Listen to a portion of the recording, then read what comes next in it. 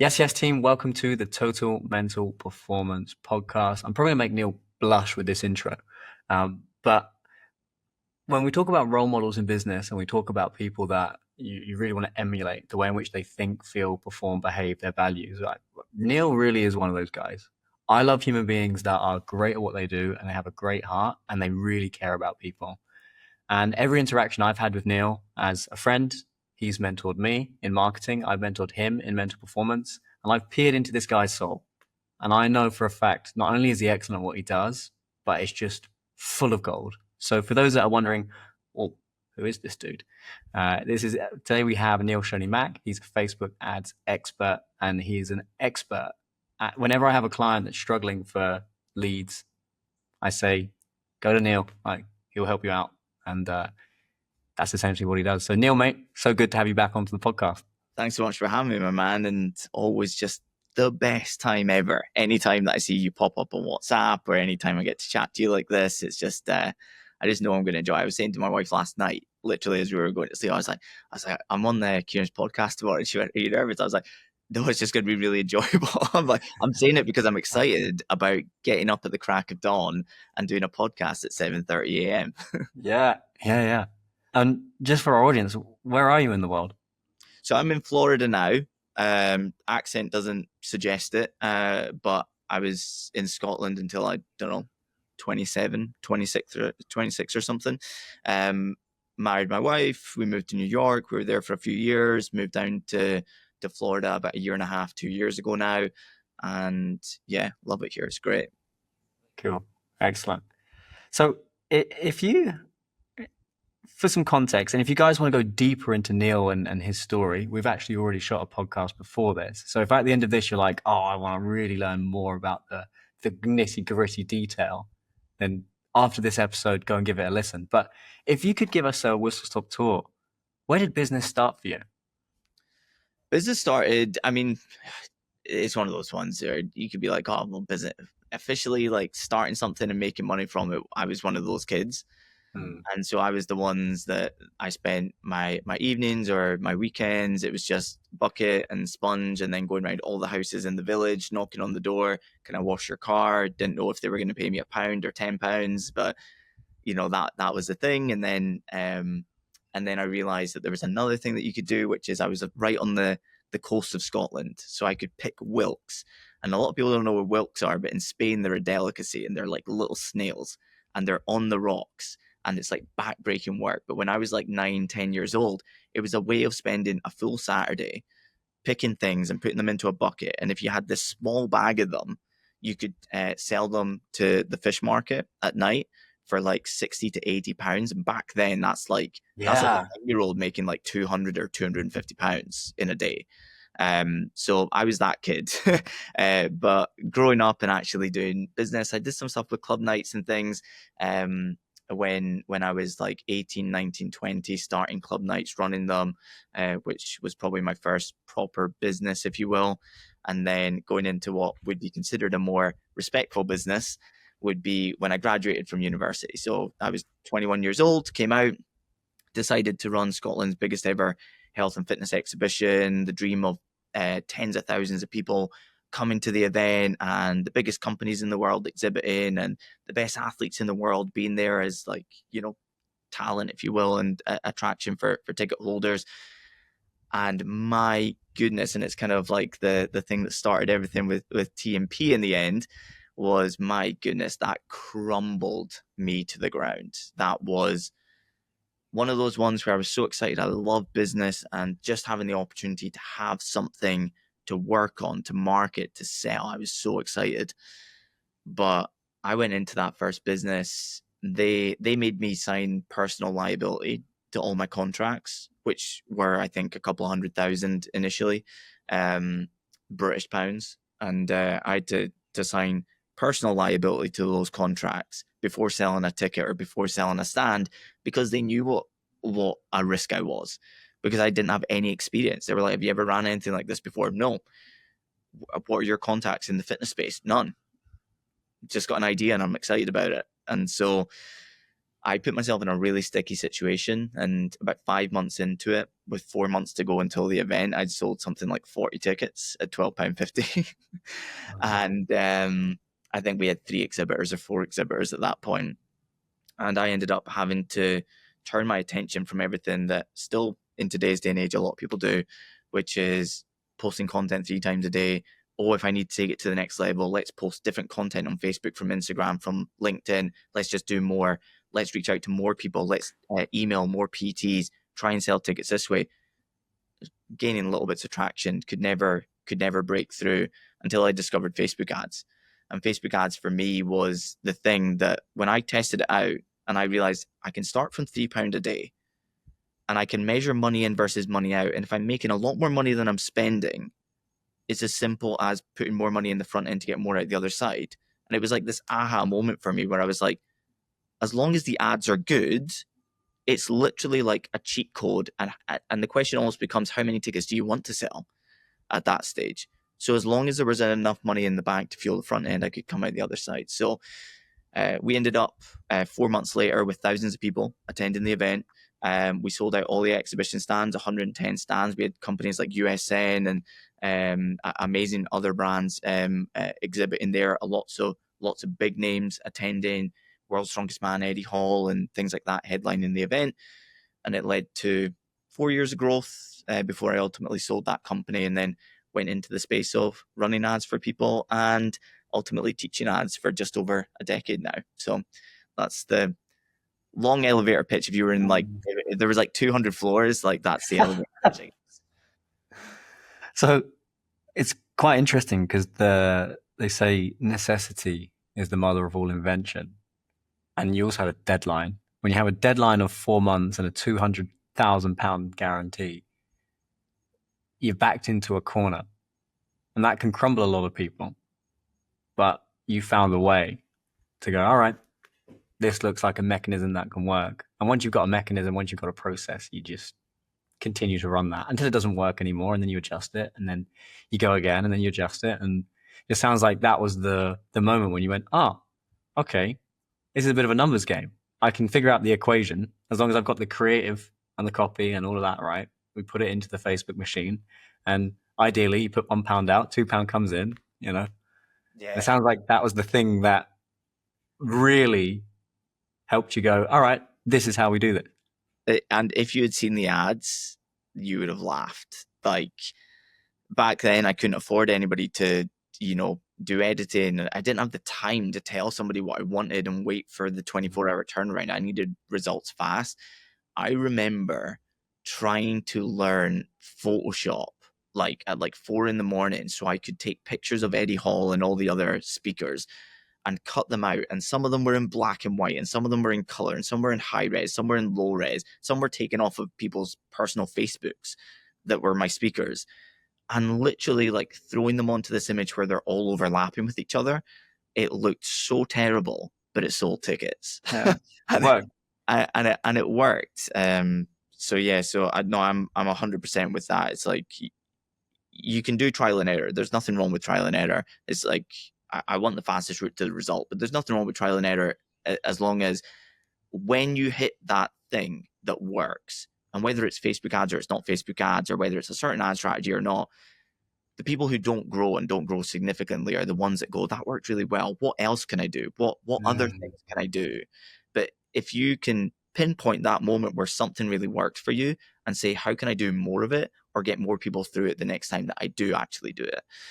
That's like your cheat code to scaling.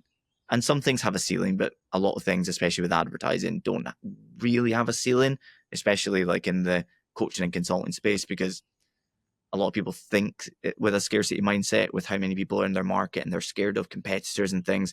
I literally have competitors that buy my program.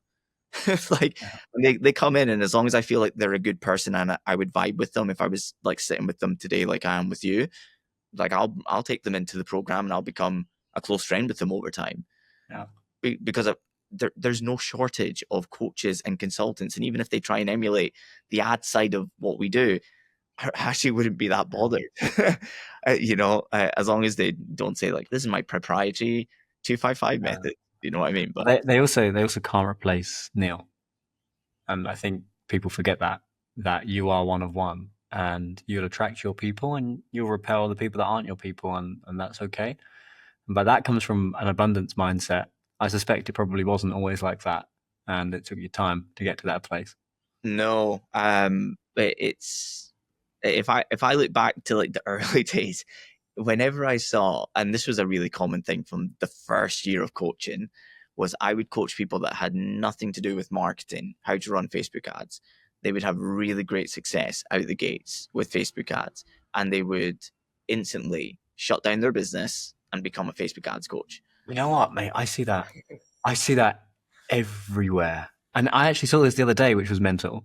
It was a guy, he followed me, right? And I looked at his profile and it said, I will help you break out of your 9 to 5 job and become a full-time consultant. And I scrolled down the page, and 6 posts down, it was the caption, or the picture, the text on the reel was, I'm on day 16 of breaking out of my 9 to 5 to start a consultancy business. I was like, you haven't even done the thing yet. Like, It's madness. what? I do think there does seem to be this thing, which is, I got a result once, now I can teach it, versus actually, have you done your hard yards in the trenches for a long time with back-to-back results and evidence and proof? And have you seen, not did it only work once, has it worked 5 times, 10 times? Where does that thing not work? And I'm seeing a lot of that today, is people jumping to teach without, the 10,000 hours of apprenticeship and study, Hey guys, just jumping in very quickly to share a huge announcement coming up at Total Mental Performance. After having 500 one-to-one clients come through our mental performance coaching programs, we're now going to the next phase of my life's work, which is launching the Total Mental Performance Coach Certification. This is for coaches that want to go deeper with their clients. They want to learn a proven framework and a toolkit that's going to help them go deeper with their clients, get better results, and ultimately become a mental performance coach. I know this work is totally life-changing, and it's changed the lives of over 500 of our one-to-one clients over the last 5 years. So if you're listening to that and you're like, wow, I would love to become a mental performance coach and I want to check it out, just head to the description. You will see a link, and in there is a quick application. And off the back of that, I'll personally send you all the details to the course that's kicking off August 29th. Big love. Back to the show. I think the people that excel in coaching, not just marketing and business coaching, things like that, people that excel in coaching are the ones that have had the tricky clients, the ones that have had the tricky situations, or the ones even that they thought, well, this one will be like every other one. And when the things that they plugged into that person didn't have the same outcome as the rest of them, having the analytical mind to be able to say, why didn't that happen, and learning from it and seeing what happened and being able to bring that into future clients that you work with, to know that it's a possibility that that could happen. A great question people ask me when they're joining, and this always comes from really like high level coaches: what happens if it doesn't work? It's a great question.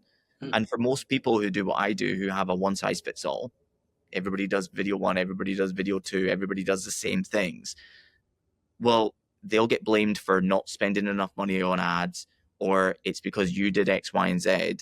Whereas we say, well, because we've got 36 different ad frameworks, we're cherry picking the perfect one for each individual we're working with.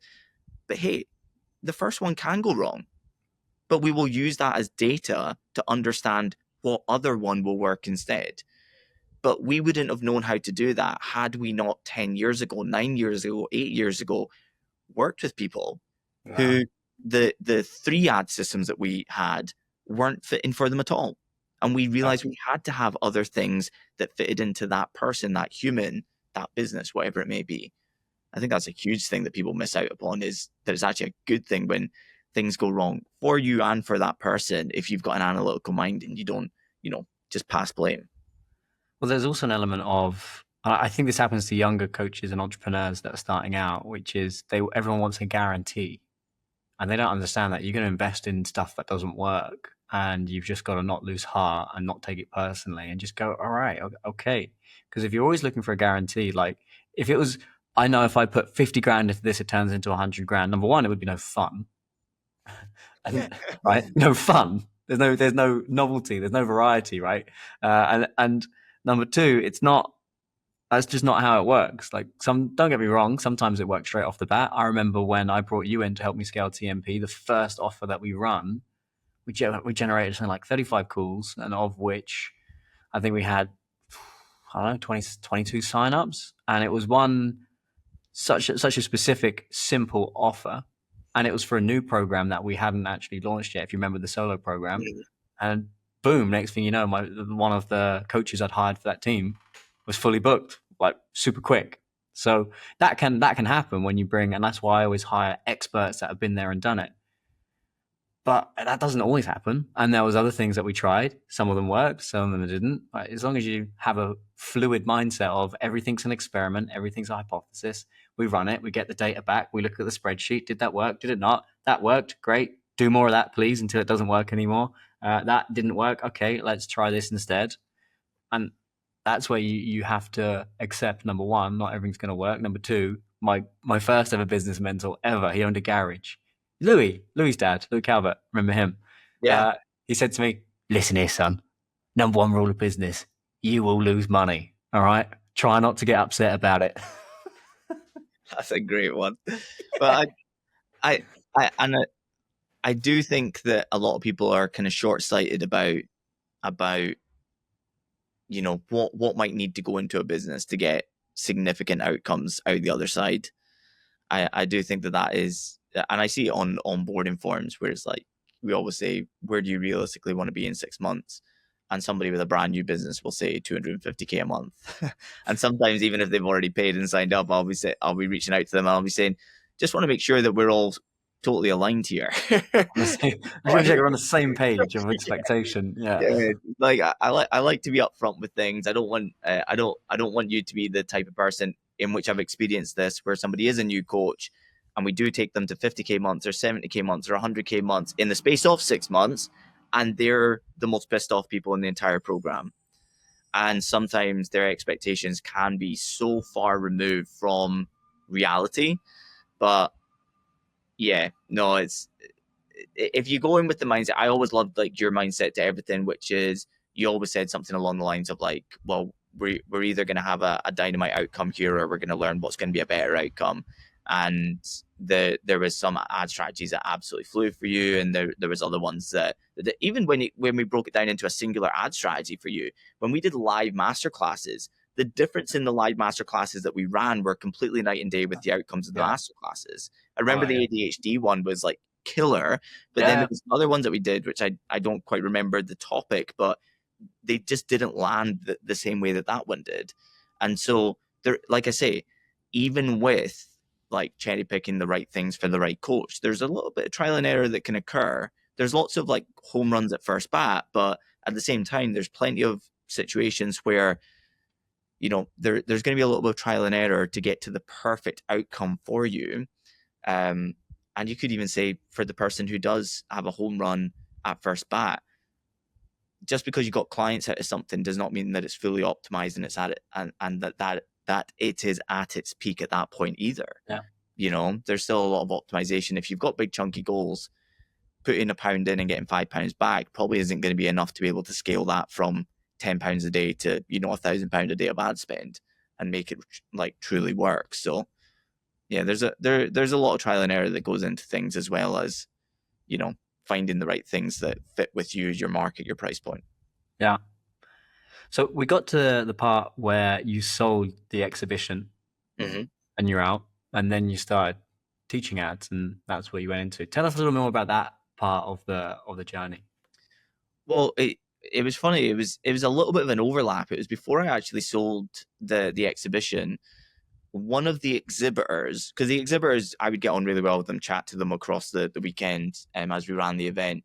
And one of them was like, I didn't see one billboard. I didn't see one or hear one radio advert. I didn't see one TV ad or any of those things.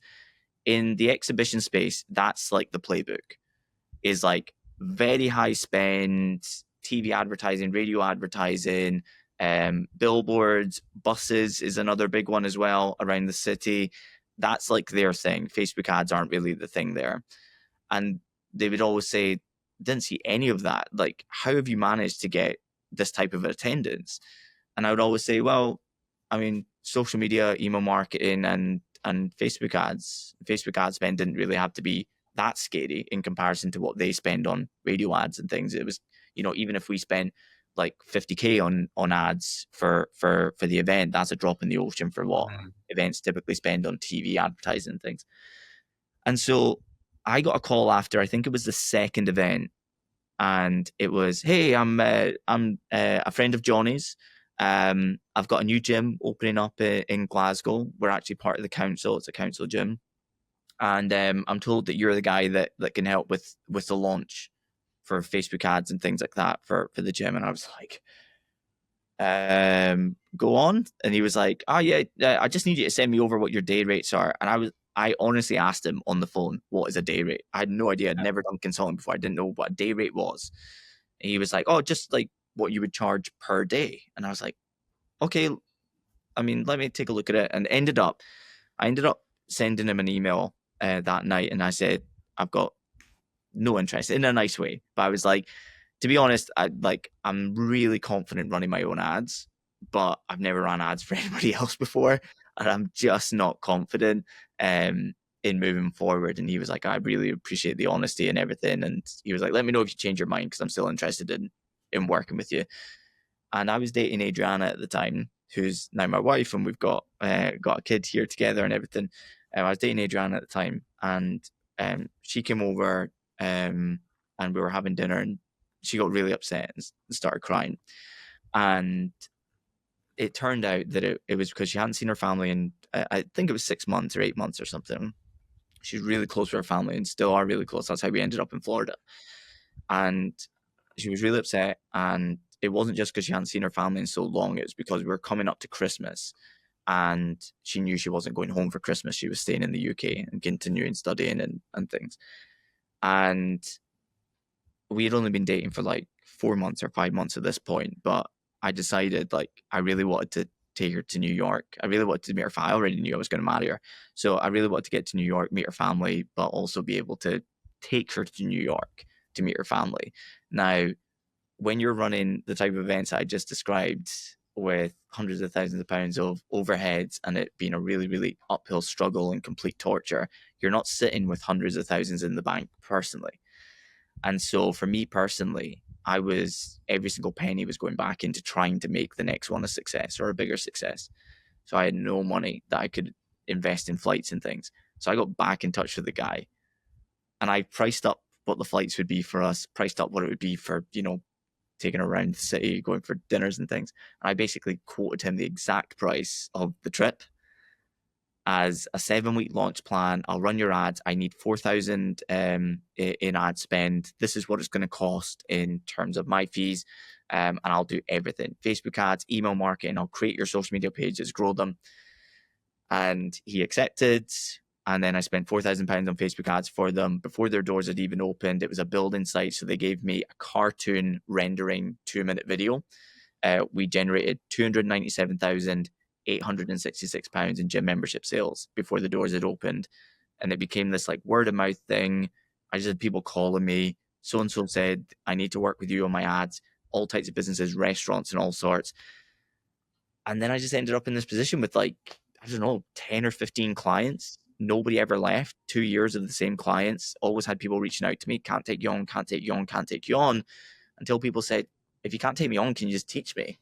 And then that penny dropped of like, right, let's just create a course. I knew I didn't even have time to teach people manually. So I just created a course called the 60-Week Digital Marketing Program, and just started selling that. People bought it. People got great results. People became Facebook ad coaches off the back of that course.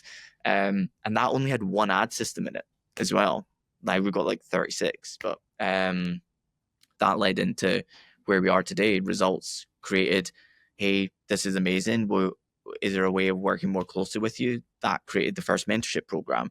People asked, is there a way of working even closer with you in the future?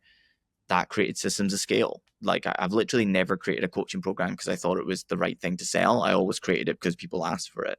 And today it's just grown arms and legs from there. You know, I find often the best businesses and the best entrepreneurs, and by best, obviously you have revenue scale and profit, but realistically, I'm a bit of a product and service guy. Like, how good is your product? How good is your service? You know, it's all well and good selling a lot and making lots of money, but if it doesn't do what it says on the tin, then I don't know. Maybe that's a pride thing, but I really value good services and good products. They always come through. I find like they're stumbled upon. They're stumbled upon through listening and obviously delivery of results and being good and competent at something. And whenever I speak to people that have done really well in the game and they've stayed in the game, because it's all well and good having a good 6 months and then disappearing, or somebody that's been in the game for years and years and years and continues to grow and develop and get results, usually comes from just organic stumbling, you know. For me, I'd done 100 hours of coaching for free before I'd even got paid. And my first client was a guy in a pub. Um, funny story. My boxing, so again, Louis, his uncle was our boxing coach. And he passed away sadly, but he was always a father figure for us. And we booked this apartment on St. Martin Street. We didn't even know that was the name of the street, St. Martin Street, and that was the name of his uncle, Martin. And then we were watching a boxing match in a pub called the St. Martin Pub. In walks this guy. He goes, "You guys are from England?" I went, "Yeah." And he goes, "Can I buy you a pint?" And I was like, "Yeah, why not?" So we're watching the boxing together. I told him what I did. And he, just kind of like you, man, like exactly the same. He asked me, he was like, "Oh, so you're a coach, you're a therapist, you're doing this and that. What do you charge?" And I said, "No, I'm just doing it all for free right now." And he goes, "No, I'll pay you." I went, "You don't have to." And he goes, "No, I insist. How much do you want?" And I went, I don't know, 70 euros. And he goes, "We'll call it 50. And I went, "All right." I love that he negotiated down after that statement. Yeah. And then, and that was my first paid client. And then, you know, after delivery of results, it was like, "Can you work my other mate? Can you do this? Can you do that? Can you do that? Can you do that?" And I always find that often it's not so assembled. It's not, "I'm going to become X and I'm going to make this much money at this point and away I go."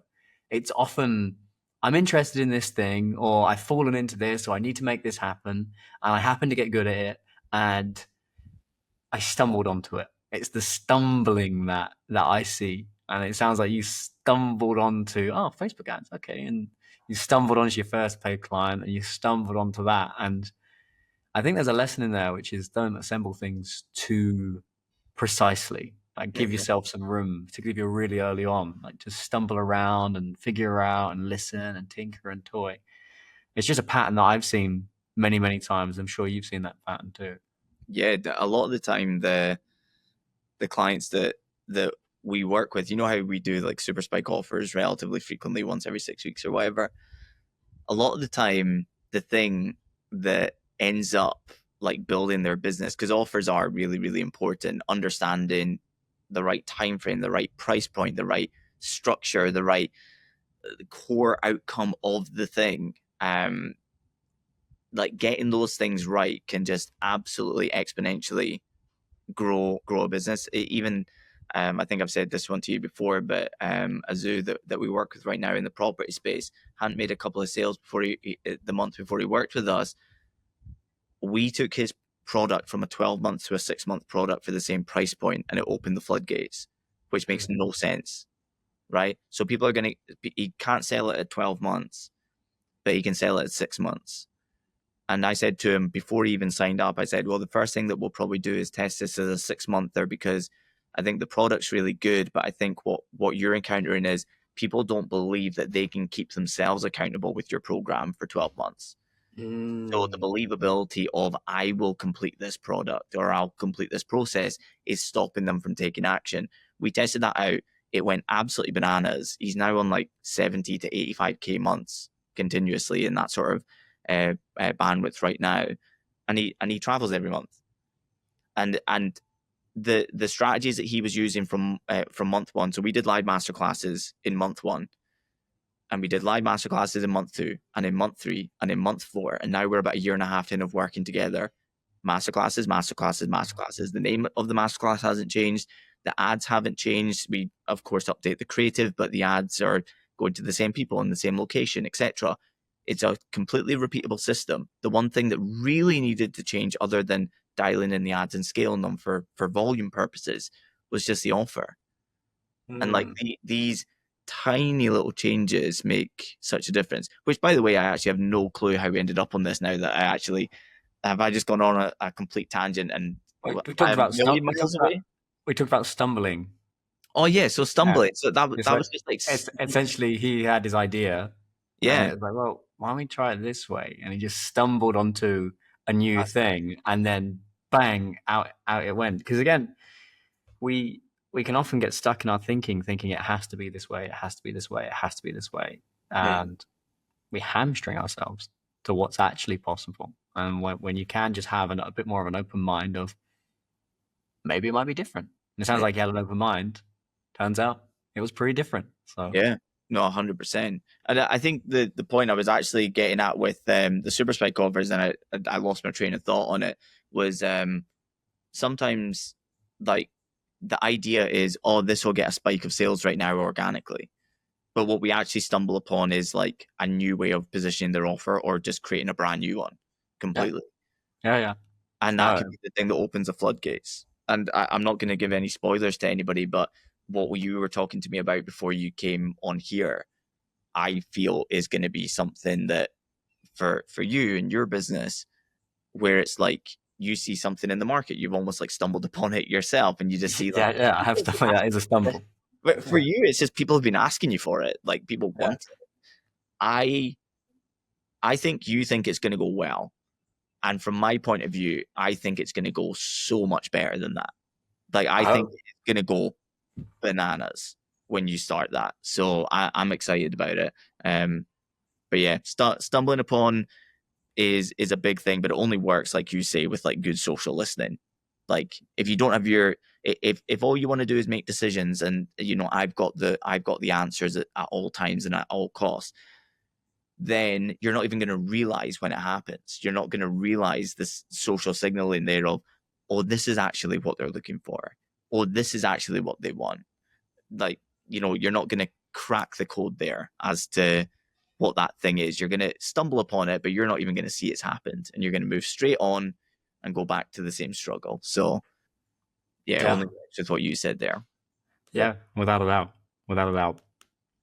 And yeah, the thing I'm working on right now, it's like, this is how, if you've got 5 minutes at the end, I'd actually like to show you, because I think it might be helpful for some of your other clients. But sometimes you can get overwhelmed by ideas. So what I do is I build something called a hypothesis.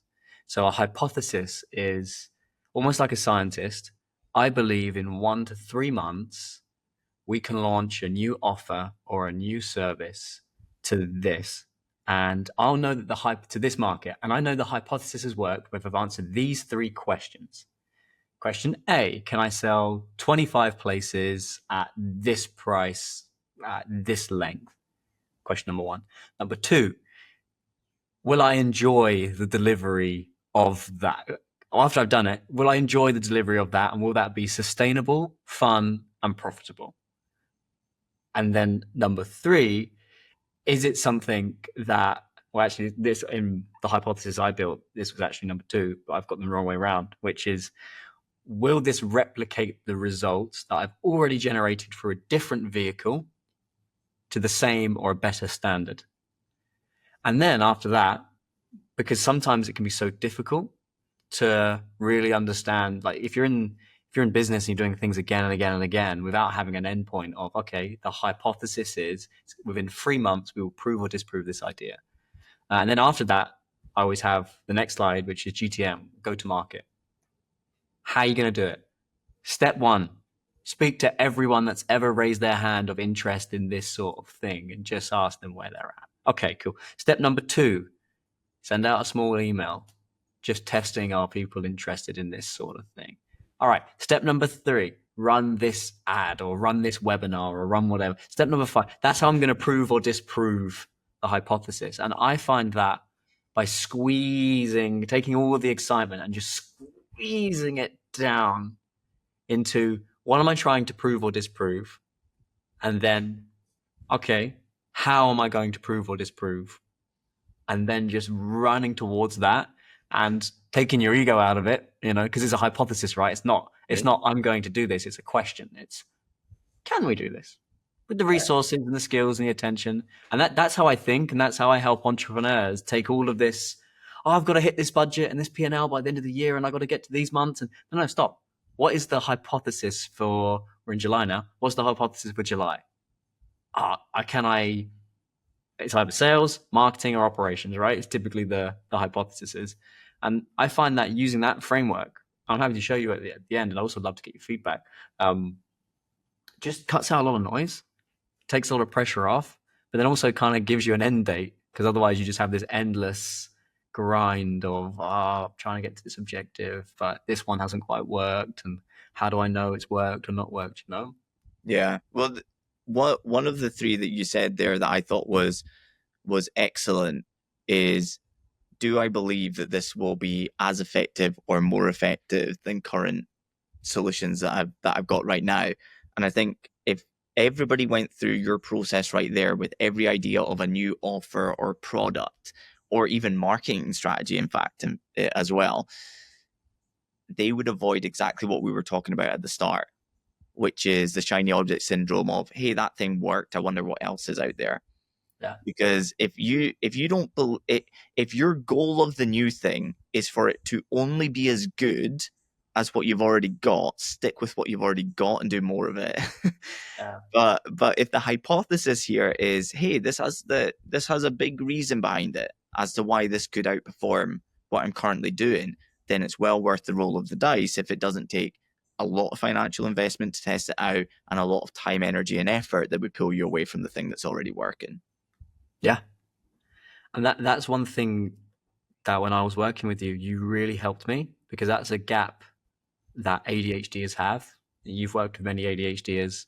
You have our good friend Jason. We love Jason, right? Jason's probably listening to this because he listens to the podcast. So let's just send some love out to Jason.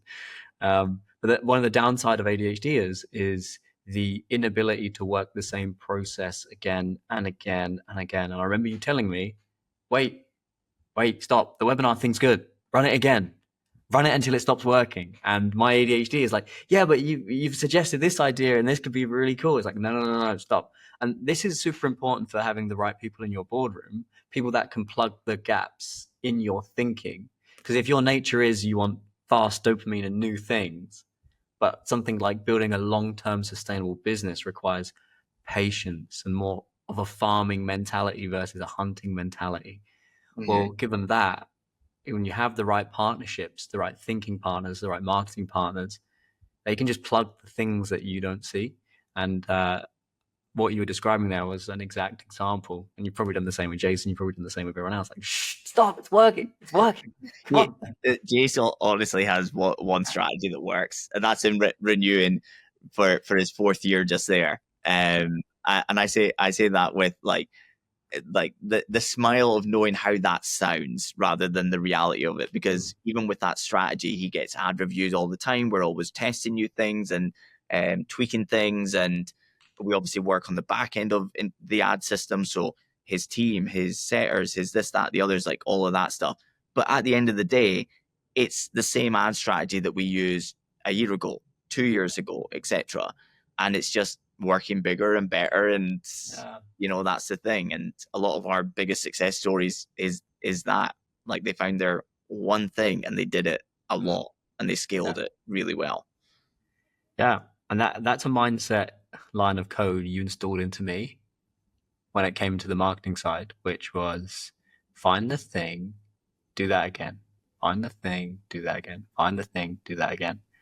So yeah, thank you for that lesson. It was very, very valuable. I'm curious, when we did some work together, if you could share with our audience some of the mindset shifts that we installed into the unconscious of Neil. And when we spoke before, you said you wanted to share how those things have stuck and how they're showing up today. Wow. I'd love for you to share. What would you say a couple of the biggest breakthroughs that you made when we were working together that really stuck? What were you struggling with, and then what shift happened and what stuck that then are sticking with you today to help you build the life that you built? Well, I'll start by saying it was like the best investment, the best experience. It was absolutely phenomenal, life changing, and I say this to everybody. It's like it, like, albeit that I actually would say that what we worked on affected my business directly in terms of outcomes.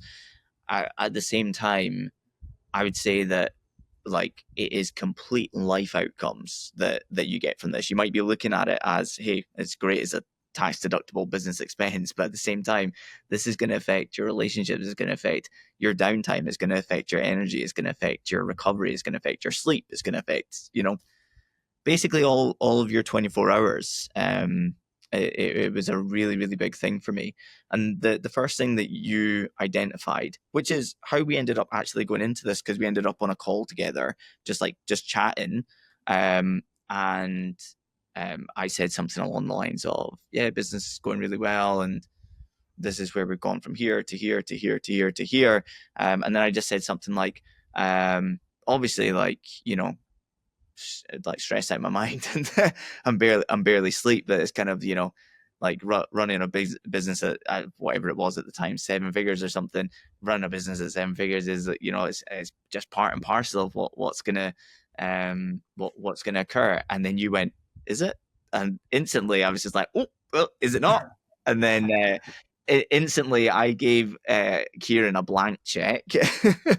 And I literally said to him after that, like about a minute later, when we had dissected that slightly, I said, look, I don't know how you work. I don't know if it's a group. I don't know if it's one-to-one. I don't know if it's you or if it's with a coach. I don't know, is it X amount of sessions or that amount of sessions? I don't know if they're frequent. I don't know if they're infrequent. I said, send me a Stripe link after this call. I don't care what you put on it. I'll pay it. And you just sent me a Stripe link and just told me how many sessions it was. And it was a great decision. So first off, if you're on the fence with TMP, it's that should be all you need to hear. But anyway, Very kind. Thank you. that first part there, pardon me, with the like, is it? And like, should you just feel stressed all the time and all of those things? You were able to ask some really good questions on the very first chat that we had, that identified and put a label on it, which was really good, which was panic. And so I'm the type of person that I would have told you in that moment that I felt like I was probably in the top 1% of happy humans. Yeah, you did. Yeah. And because from my point of view, like, I never grew up with money. I was making a lot of money.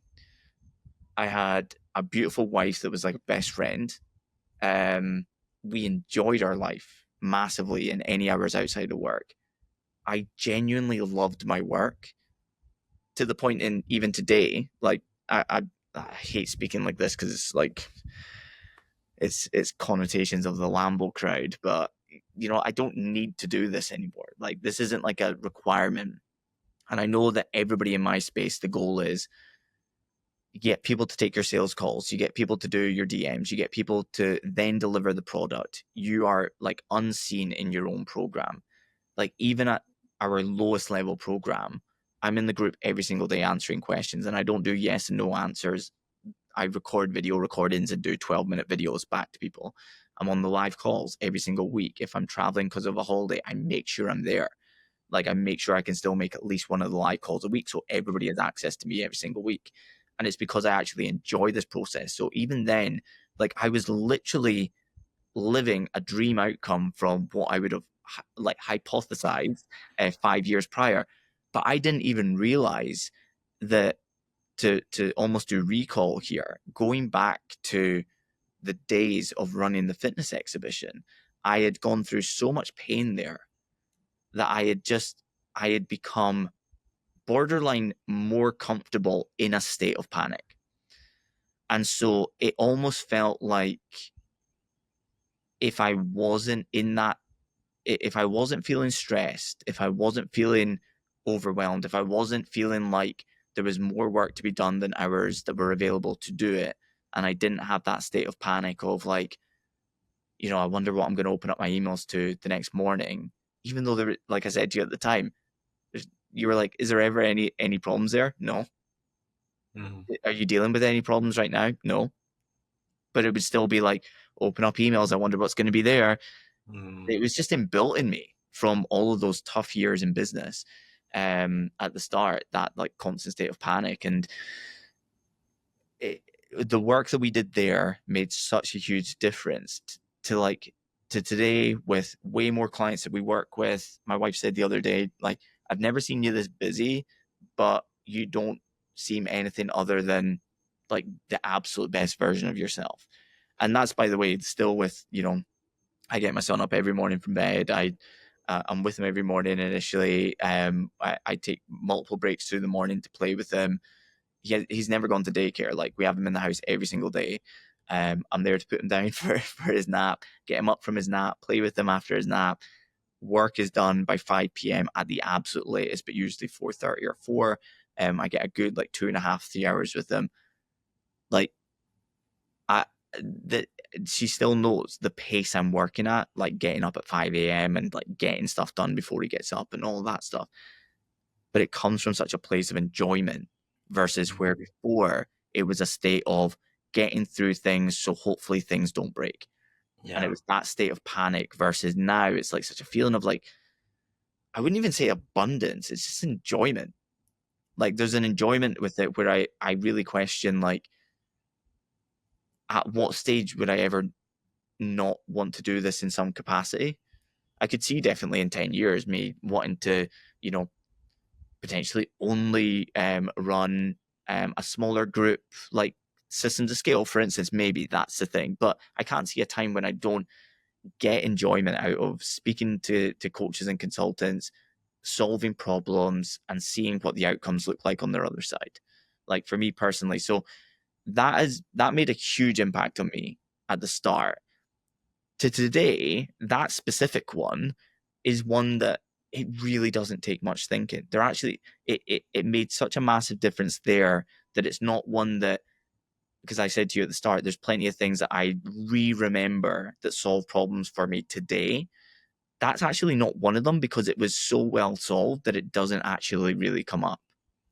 There's not really many times where I feel massively overwhelmed. I can just look at it as like, well, if I can't get that done, and that will that affect sales this month in some way because I don't have time? Yeah, but I'm not going to sacrifice the time with my son. So I'm more than happy to sacrifice an extra 10K on top of the Stripe account this month to push that on to next Monday. Yeah. And that's fine. So like, I don't have that state of panic anymore. Beautiful. And so I don't know if you want to unpack that before I go into the next one. Yeah, well, your central nervous system was clearly accustomed to panic. And this is what can happen with entrepreneurs is you have a negative feeling, and that negative feeling becomes normal. But that negative feeling then attributes to success. So then as you started to grow and build a successful business, and this is where entrepreneurs get stuck, because they're afraid that if they lose that part of them, I think I remember you asking me, but like, what might happen if I lose that? And a lot of entrepreneurs can get worried about, well, if I've used that unconsciously as a driver, if I lose that, will I become less successful? And you just unconsciously create this relationship with scarcity and panic and stress and what's going to go wrong and what if. So it becomes a double-edged sword, because it's like, well, if I felt that way and it's led to this much success, what am I going to do? Like, where do I go? What is this about? So for you had a really open mind, and you were willing to go, actually, maybe I don't want to feel like this. And that point that you said around when I said, is when I went, because it's so obvious to us. Of course, that's just how it is. Is it? And then you kind of stop in your tracks a little bit. Even my mentors, and they ask me, is that the way it is? It's like, I don't know. Maybe it's not. Maybe it's not the right thing. I don't know. I'm not sure, So I think that's important, is realizing that your central nervous system, what got you to the league and level that you're at right now, and the way you think and feel, isn't going to be the league. And when I say league, it isn't just about making more money, although that's great. And most people that come to me, they want to earn more money, but they also want to feel better. They want to feel more calm. They want to have more time, and they want to feel less stress, and they want to hit their objectives in less time. So it's not here, let's install a Facebook ad strategy, and then you can see I put £5 in and turned into £25. I put 100,000 in, turned it. It's not as black and white as that, but you become the person that can handle and think and feel on a level that enables you to get more done in less time and enjoy the process. And yeah, I often, and when people ask me like, can you give me some examples of clients that I should look up to, I say check out Neil. I listen to the podcast, follow his stuff, because he's done the deep emotional and inner work. He's put boundaries around his time, and he's very clear on his values. He values his family, and he values his business, and he enjoys what he does. And if money didn't exist, you and I sit in the same camp. Is money didn't exist, we'd still be doing this. We'd still be having the same conversations, right? And I think that's a really important point, is understanding your next level. In the commercial side, tactics and strategy are great, but actually in so far as life and the way in which you show up and operate and scale businesses whilst enjoying the journey without destroying yourself in the process, that's you versus you. That starts with the inner work versus the external stuff, you know? Yeah, no, 100%. No, for me, that was a huge change. It made a really meaningful difference in the business itself, and in its trajectory over the last like 2.5 or 3 years or whatever, without adding additional hours.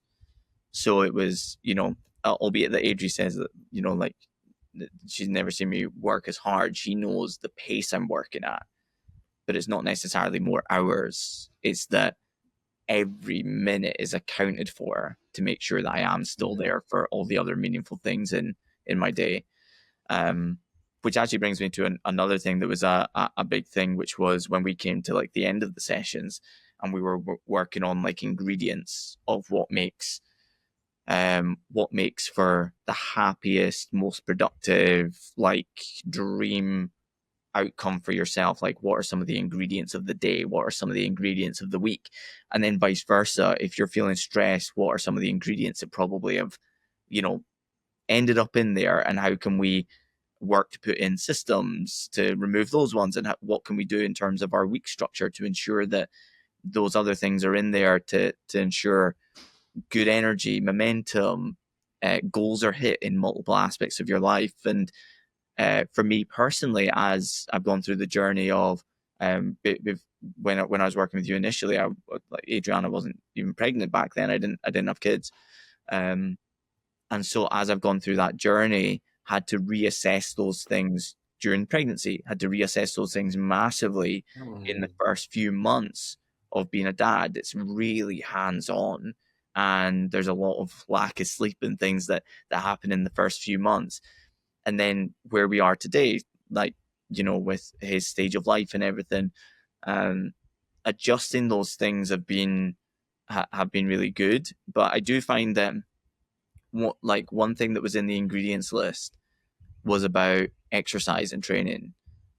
And so it was just something that we were just doing a session. We were just listing things out, and you kept going, what else? So I think I told you like 2 things, and you were like, what else? And you were like forcing me to come up with a third and forcing me to come up with a fourth. And like, I had to come up with like 15 things. And I was like struggling because I'm like such like a simple person that like I'm a good cup of coffee, changing my environment halfway through the day and like forcing myself to like look at things that maybe we're accounting for happiness and productivity.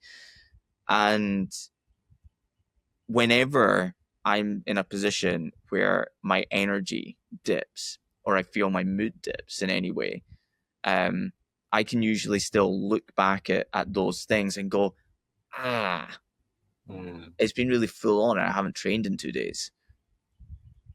Or, I've been sitting here every day for the last 4 days because it's just been part of the routine, and I've worked over lunchtime because the wee man's napping and things have been full on, so I've worked over lunchtime, so I didn't do my usual afternoon change of environment. Like, whatever that thing is, I've been able to look back on those things, and so when those moments occur, I'm able to like bring it back to the ingredients list that we did. And that was like session 10 or 9 or 10 or something.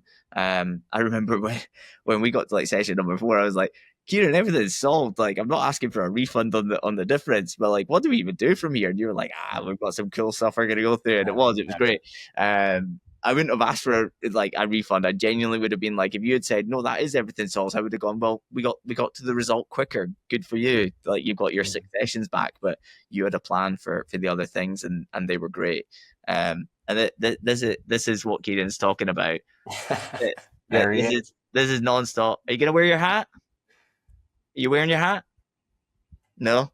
For those listening, the wee man stumbled into the podcast. Yeah.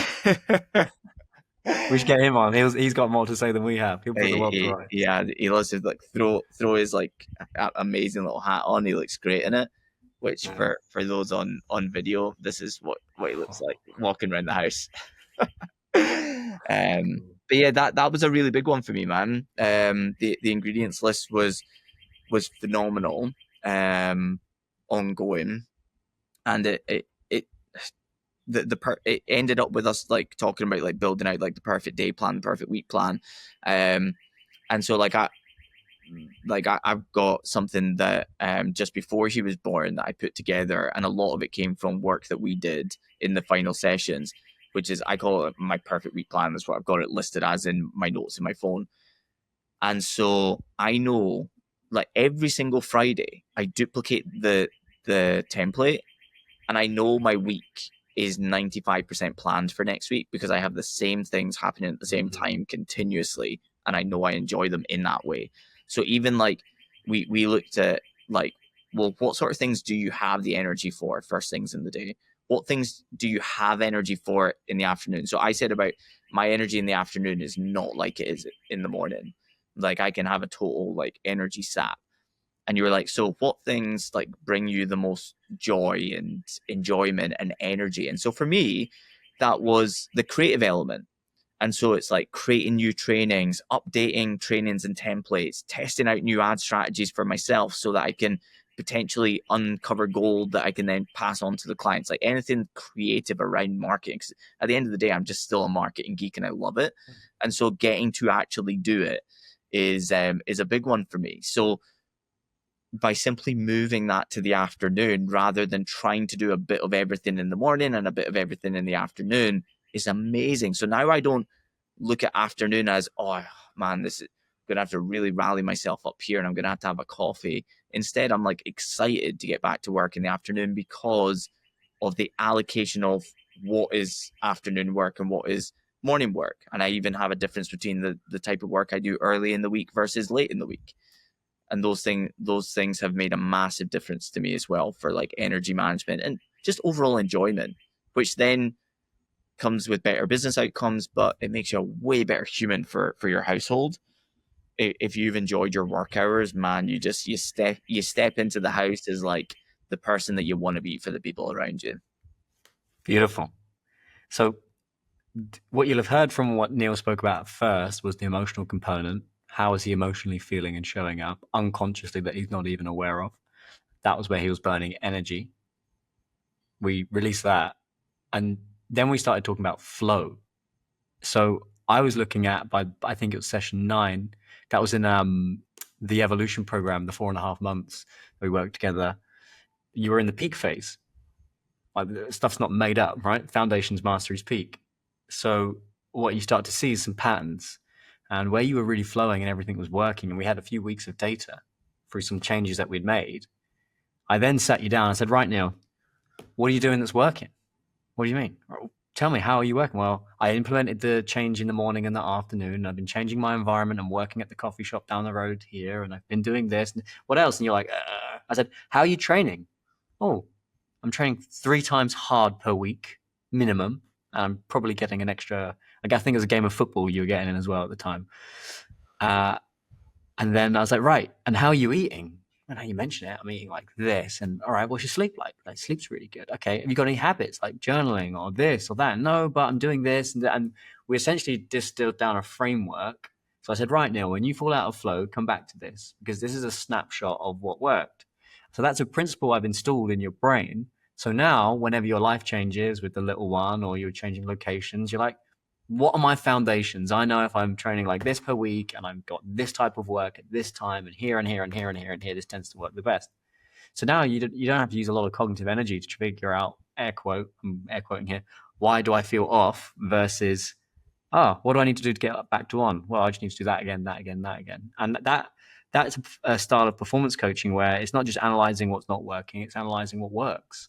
Just in fact, it's the same principle as your bloody marketing, Neil. Right? We found a strategy, a personal performance strategy, just like you identify with your clients. I said, right, do more of that, please. And you eat your own dog food, so to speak, and you just follow it again and again and again and again and again. It's a repeatable system, isn't it? That's it. It was just a mental performance repeatable system that my wife trolls me on that all the time. Like, I'll be like, that was an amazing dinner. Like, we should do that every week. And she's like, it's a repeatable system. Repeatable system. Beautiful. Repeatable system. Yeah. Cool. Well, mate, this has been awesome. I always deeply enjoy our conversations. And I know so many people are going to find value from this. If somebody wanted to work with you and the team, where would you send them these days? Probably YouTube. Just absorb some YouTube content first and just go through some of the type of strategies that we're sharing. It's very actionable stuff. Like, it's not just high level thinking and then into a pitch. Like, the YouTube channel is like me inside the Facebook ads dashboard, showing you how to set things up, showing you certain strategies, showing you how to take ads international, which is one of the newest ones there. So I would say just go and type in Neil Shoney Mac on YouTube and just go and find me there. Share 2 or 3 videos a week in there that are usually based around either Facebook ads directly or growing a coaching business through other means. And if you want to reach out to me personally, then probably Instagram, Neil Shoney Mac, all one word. Looks like Neil's Honey Mac, and then you can send me a message and we can take it from there. Cool, mate. I deeply appreciate you. Thank you so much for making time to come to the pod, and thank you for everything you've ever done for me. Truly, top man. Cannot sing your praises enough. Thanks so much, and really appreciate you having me back on the pod. But even more so, as I say all the time, and I say to people behind closed doors when you're nowhere to be seen, you've just you've been incredible for my life as well, business of course as well, but just the impact that it has on me as a human being, on the people around me, is the things I'll always be most grateful for. So thanks so much for everything. Thank you, Neil. Guys, if you love this episode, share it with someone that you feel like would gain value. And turns out Stephen Bartlett says this thing for a reason. Only a fraction of the people that listen to the podcast subscribe. I actually looked into the data and it does appear to be true. So if you like this and you want more, please hit the subscribe button. Big love. I'll see you all and hear you all in the next episode.